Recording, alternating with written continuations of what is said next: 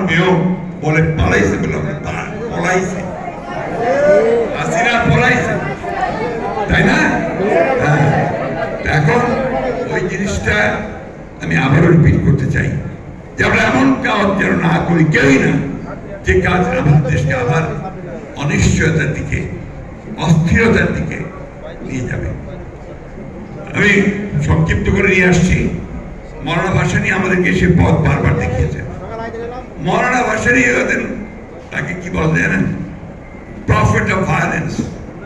Times পত্রিকাতে যখন আপনার আন্দোলন চলছে, প্রচন্ড আন্দোলন, সেই সময় টাইমস হেড আপনার ছবিতে, প্রচ্ছদ ছবিতে মৌলানা ভাসানীর হাত তোলা ছবি বেরোলো, তার নিচে প্রফেট অফ ভায়োলেন্স। মৌলানা ভাসানী, শেখ মুজিবুর রহমানের লোকেরা তো অনেক কিছু দাবি করে, তাই না? মৌলানা ভাসানী প্রথম এই পল্টন ময়দানে দাঁড়িয়ে, এখানে গাজী ভাইরা বসে আছে, আমাদের নানু ভাইরা বসে আছে, মামুল্লারা সব ছিল, তারা প্রথম সেদিন আপনার বাংলাদেশের স্বাধীনতা ঘোষণা করেছিল। ভুলে গেছেন? বলেন না অত কথা, একটু জোরে জোরে বলেন না কেন? বলবেন। মৌলানাই প্রথম আন্দোলন শুরু করেছিল আপনার আইয়ুব খানের বিরুদ্ধে। একটা অটো রিক্সার একটা হরতাল ছিল, অটো রিক্সাওয়ালাদের হরতাল, পাকিস্তান আমলের কথা বলছি আমি। মনির খান তখন আপনার গভর্নর। তো ওই হরতালের পল্টন ময়দানে মিটিং হচ্ছে, কেন যায় না মৌলানা ভাসানী যেহেতু বক্তৃতা করবেন, সেটা মানুষ বোঝাই হয়ে গেছে। তখন কিন্তু ট্রাক দিয়ে মানুষ আনতে হতো না, বাস দিয়ে আনতে হতো না, টাকাও দিতে হতো না কাউকে, মানুষ সব চলে আসতো পল্টন ময়দানে। বেশি বাদাম খাত, বাদাম কিনে বসে বসে বাদাম খেত। এই মৌলানা ভাসানী সেই দিন সেই পল্টনে দাঁড়িয়ে বক্তৃতা করে এসেছে, বললেন এখন আর কোনো পথ নাই, ওই বঙ্গভবনই ঘেরাও করো। বঙ্গবন্ধুরা প্রেসিডেন্ট হাউস, গভর্নর হাউস ঘেরাও করো।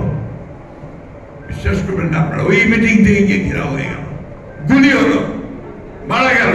তারপর দিন হরতাল, তারপর দিন হরতাল, আবার সেই পল্টনে দাঁড়িয়ে মৌলানা ভাসানী ঘোষণা দিলেন এখন সমস্ত থানা ঘেরাও সারা বাংলা পাকিস্তানে।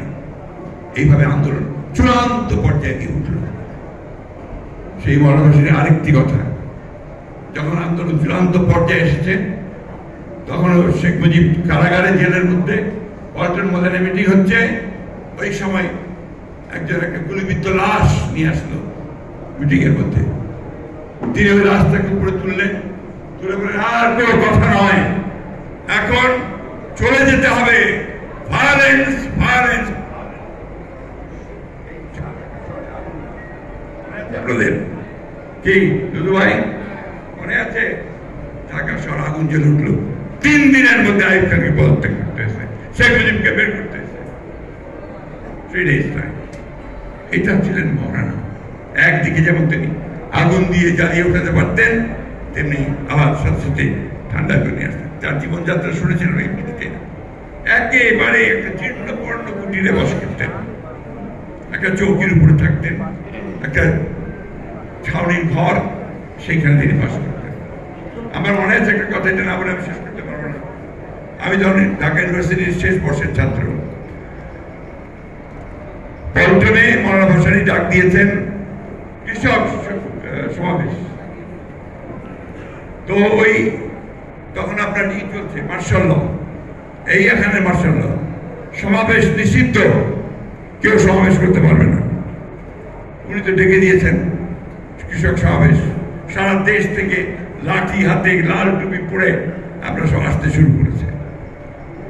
লক্ষ লক্ষ মানুষ আপনার যে এখন যে সন্তোষ, সেই সন্তোষ ইউনিভার্সিটির সমস্ত মাঠ বোঝাই, টাঙ্গাইল বোঝাই হয়ে গেছে। যখন মিটিং পাকিস্তান থেকে এসছে আপনার ইফতেখার আহমেদ, মিয়া ইফতেখার, শবনম গাজারা, সমস্ত বিরাট বিরাট নেতা সমস্ত, তারা এসছেন ওখানে। তো ওই সময় আপনার একটা গাড়ি ঢুকলো, ঢুকে মৌলানা এই পর্ণ কুটিরে গেল। তিনি ছিলেন তৎকালীন পাকিস্তানের এনএসআই প্রধান সফদর সাহেব, তিনি এসে মৌলানার সামনে ওই পার্টি বেছানো থাকতো চৌকির নিচে, ওই পার্টিতে তিনি বসলেন। মৌলানা তো বলে, কি সফদর, কেন আসছো? তো সে মৌলানার পায়ে হাত দিয়ে সালাম করলো আগে। হুজুর আমার চাকরিটা বাঁচান। কি কি হয়েছে? আপনি যে প্রকাশ্যে যে সভা করতেছেন আমার যে চাকরি চলে যাবে, আমি কন্যার হিসাবে এখন তো প্রকাশ্য সভা সমিতি বন্ধ। না তোমার চাকরি যাকে না, আমি চাই না, তুমি এক কাজ করো, কি করতে পারো? অন্তত সামনে কিছু সামিয়ানা দিয়ে দেন। তখন মৌলানা সব কর্মীদেরকে বললেন যে সামনে তার মৌলানা সামিয়ানা লাগিয়ে দাও। সেদিন সমাবেশ হলো হাজার হাজার লক্ষ মানুষ। পাকিস্তানের নেতারা বললেন, বিশেষ করে শবনম গাজাল আমার এখন মনে আছে, বলছে ইনকিলাব আয়েগি, বিপ্লব আসবে, আগের ও আয়েগি তো মৌলানা কে সাথ আয়েগি। ও আসবে, যদি আসে সে মৌলানার সাথে আসবে। এটাই ছিলেন মৌলানা হোসেন। আমরা কি করে তাকে বলবো? আমাদের সমস্ত অস্তিত্ব জুড়ে তো মৌলানা। মৌলানা ভাষায় যখন অসুস্থ, মেডিকেল কলেজে পিজিতে শেষের দিকে একদম, তখন অলরেডি জিয়াউর রহমান সাহেব ক্ষমতায় এসে গেছেন। তাকে মানুষ প্রচন্ড রকম ভালোবাসে। সেই সময় তিনি আসলেন জিয়াউর রহমানের সঙ্গে দেখা করতে সেই পিজি হাসপাতালে। তিনি তার মাথায় হাত দিয়ে বললেন, তুমি পারবে, তুমি তরুণ, তুমি যুবক, তুমি সৎ, তুমি দেশকে ভালোবাসো, তুমিই পারবে পরিবর্তন আনতে। সেটা মনে রেখেছিলেন শহীদ প্রেসিডেন্ট জিয়াউর রহমান, এবং তার মৃত্যুর সময় তাকে যে সম্মান তিনি দিয়েছিলেন, এবং ওই চিন্তার মধ্যে দিয়ে আমাদের শহীদ জিয়াউর রহমান শিখে একইভাবে আমাদের কাছে সাধারণ মানুষের কাছে আজকে সেইভাবে তিনি জনপ্রিয়। তাই বন্ধুগণ, একটা ক্রান্তি সময়কাল আমরা পার হচ্ছি। কালকে আমাদের প্রধান উপদেষ্টা মহোদয় একটা 100 দিনের পূর্তির বক্তব্য রেখেছে, ভালো হয়েছে। অনেকেই আশা নিতে হয়েছে, আমি একটু আশাহত হয়েছি। আমি আশা করেছিলাম যে প্রধান উপদেষ্টা মহোদয় তার সমস্ত প্রজ্ঞা দিয়ে সমস্যাটা চিহ্নিত করে তিনি নির্বাচনের একটা রূপরেখা দেবেন। আমি কেন বারবার নির্বাচনের কথা বলছি? কারণ নির্বাচন দিলে আমার অর্ধেক সমস্যার সমাধান হয়ে যায়। বিএনপি ক্ষমতায় যাক না যাক, দ্যাট ইজ ইমম্যাটেরিয়াল। কিন্তু আজকে যারা বাংলাদেশের ক্ষতি করতে চাচ্ছে, যারা বাংলাদেশের স্থিতিশীলতা নষ্ট করতে চাচ্ছে, বাংলাদেশকে যারা সংঘাতের মধ্যে জড়িয়ে যাচ্ছে, তারা তখন পিছিয়ে যেতে বাধ্য হবে।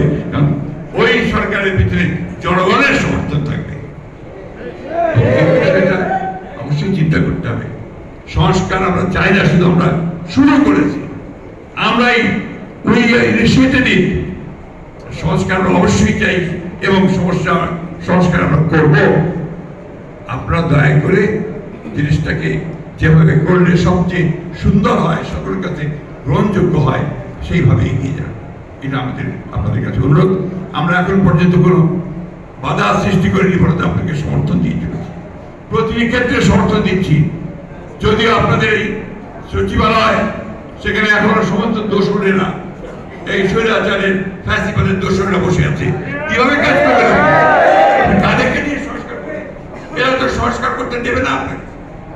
সমস্ত আমরা বসে আছে করে বেশিরভাগ যা ওই স্বৈরাচারের দোষক, যারা কোটি কোটি টাকা আয় করেছে, দুর্নীতি করেছে, একই সঙ্গে তাদের তো আপনি সেভাবে আমরা দেখতে পাচ্ছি না, সেইভাবে তাদের বিরুদ্ধে ব্যবস্থা হচ্ছে। এগুলোকে একটু দৃশ্যমান করেন, আর গভর্নেন্স সেই দিকে একটু লক্ষ্য দিতে হবে।